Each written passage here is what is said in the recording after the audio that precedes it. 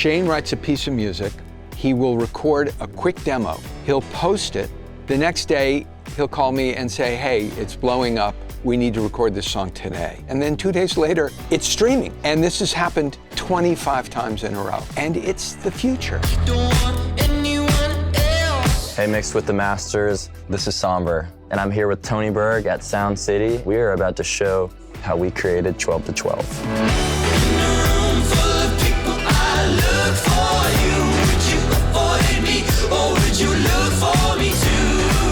The way we started this song, which is how we start a lot of the songs we work on, is I will write it and make partially produced version in my home, and then we'll bring it in here and we'll make it into a smash. I kind of started this as a joke. It was never in the cards for me to like make anything even like close to a disco song or vibe. I was working one night and I was like, I probably tried a couple ideas that weren't working, and I was just like, fuck it, like let me just get a 4 on the floor, like disco drum groove. So that's exactly what I did. And then I was like, okay, like whatever, like this is never gonna be anything. Let me just fully lean into this. Let me find the cheapest, shittiest piano sound I can find.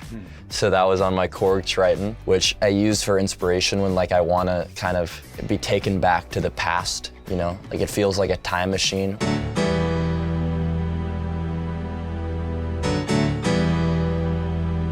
I played that melody. That's like when it hit to me. I was like, okay, this is like really, really fucking sick. What distinguishes our collaboration is that, number one, you have a young artist, really young artist, who walks in with quite evolved ideas.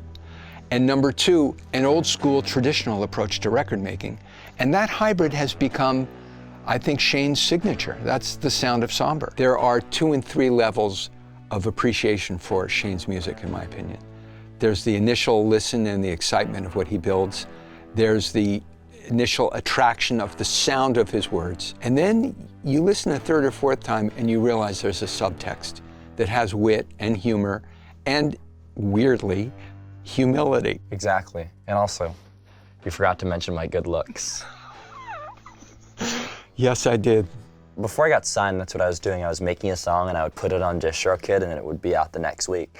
And when I got on my label, I was like, no, I wanna post my ideas on TikTok, and then, you know, whichever one they want the most, I want to be out in the next week. You know, it really is empowering, and I think it's fantastic. That 6-month lead time that's become so prevalent, that's fucked up. You know, by the time most people put their albums out, they've been sitting on it for 6 or 7 months, and it starts to feel stale. But imagine touring a record that's been out for a week. How exciting that is. So our process is probably unusual, but I think it may be the process of the future.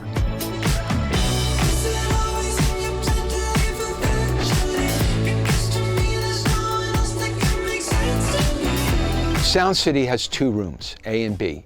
A is actually the better known room. It's the room in which Fleetwood Mac and Nirvana and Tom Petty made their famous records. Studio B has been here that long as well, 50, 60 years. But I find it a more conducive environment to working with an artist.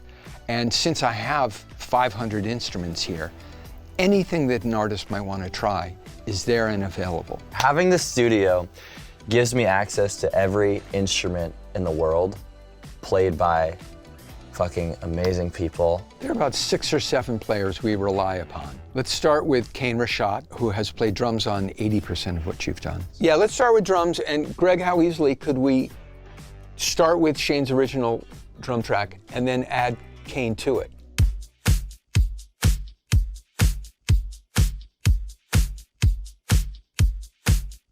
Now, how easily can we add Kane and our percussion to that?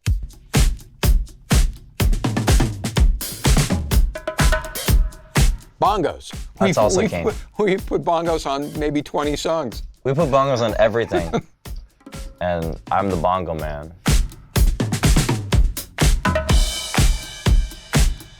Now, if someone said, wait a minute, there are bongos on all of the Sombr tracks, you'd laugh, but there are. and they are an integral part of what we do. We've had a few bass players. Gabe Noel has played beautifully, but one person in particular, Wendy Melvoin, is kind of our secret weapon. She's one of the world's great musicians. She was Prince's right-hand woman for years. She wrote Purple Rain, for Christ's sake. When she comes in, it enlivens the room. Yeah. To say the least. Now here's Wendy.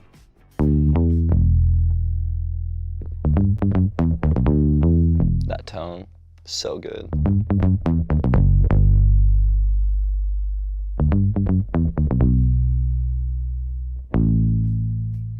It doesn't matter what bass Wendy plays because it's just always going to sound like Wendy.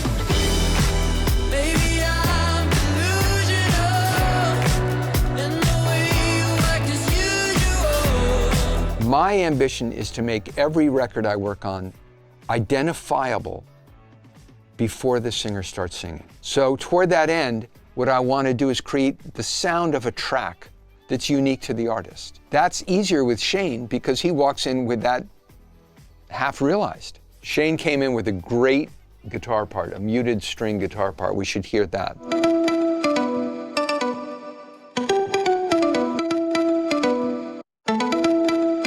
There you go. That is a signature part and a signature sound.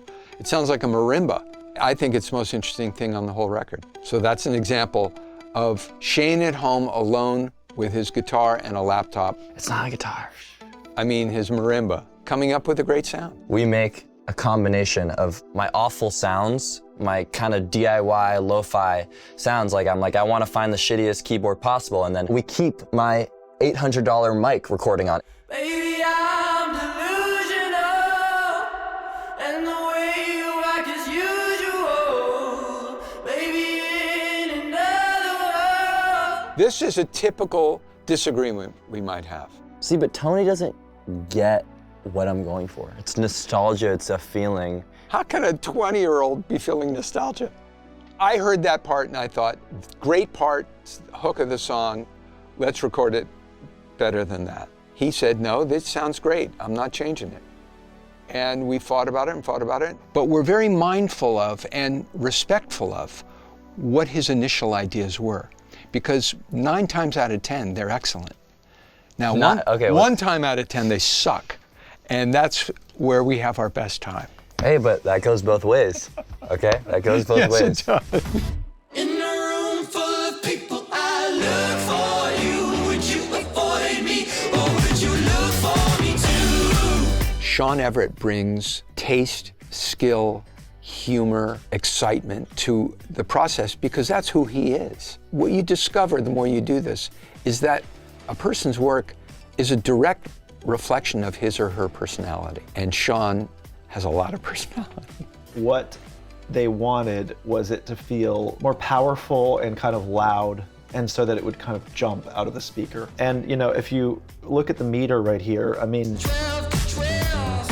it is already pretty loud. Sometimes just because something is loud doesn't mean it can't be louder. This is the rough mix here of theirs. You can kind of hear after all this kind of like shenanigans how this ended up with from where it started. You wanna see me in hell, my love. I'm telling you with the cuts of death. But you can hear we're faithful to Shane's original concept, but we've expanded upon it and made it fun and exciting, and it sounds great. The nature of like these lyrics, the vibe are so not me. Like I'm such a cocky like asshole. I was kind of freestyling, mumbling stuff, and then I turned them into words, and it was this, and I kind of didn't look back. I think the lyrics to 12 to 12 are really clever. Unexpectedly so, you know, because Unexpectedly. this kind of song rarely has lyric depth. Yeah.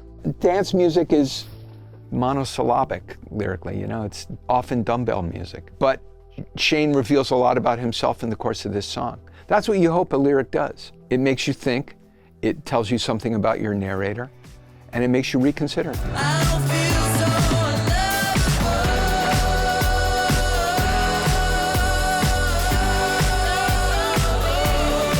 Like I'm a cocky asshole in that in that you can hear me in that verse, and that never would have come out of me if I didn't have that success and confidence. I was, 17 years old, and Tony really pushed me. Like I would bring something and he would be like, go back and write a bridge. Or he would be like, this bridge sucks. Writing a bridge definitely started as homework in here.